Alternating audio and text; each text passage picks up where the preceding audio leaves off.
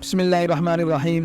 आज हमारा हज तरबियती प्रोग्राम का सबक नंबर 51 है और इसका उन्वान है मुज़दलिफ़ा से कंकरियाँ चुनना।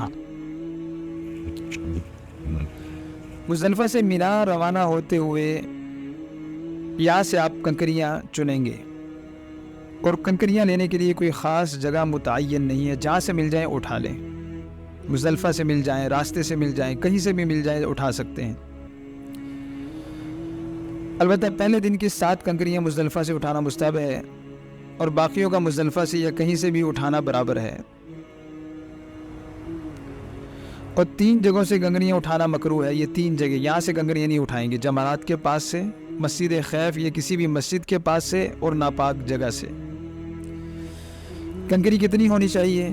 कंकरियाँ खजूर की गुठली या बड़े चने या लोबिये के दाने के बराबर कंकरी हो, इसके करीब करीब हों, और बड़ा पत्थर भी ना हो और बिल्कुल छोटे साइज़ की कंकरी भी ना हो, ये मकरूह है।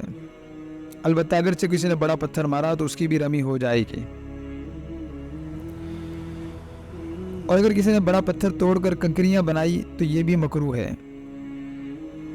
और अगर किसी को कंकरियां नापाक होने का यकीन या गालिब गुमान हो तो उन्हें धो लेना चाहिए। अगली बात ये कि अगर 10 ज़िलहज्जा से 13 ज़िलहज्जा तक चारों दिन रमी करने का अगर इरादा है तो फिर हम 70 कंकरियाँ चुनेंगे, क्योंकि पहले दिन 7 और बाकी 3 दिन 21-21 कंकरियाँ मारी जाएंगी।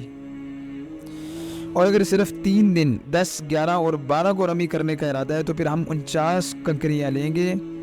और अगर कुछ ज़्यादा कंकरियाँ ले लें तो बेहतर है, क्योंकि बसा औक़ात मारते हुए कंकरी हाथ से गिर जाती है। आगे इंशाअल्लाह तफसील से कंकरियाँ मारने का सबक बताया जाएगा कि कंकरी को भी महफूज मकाम तक पहुंचाना कितना ज़रूरी है।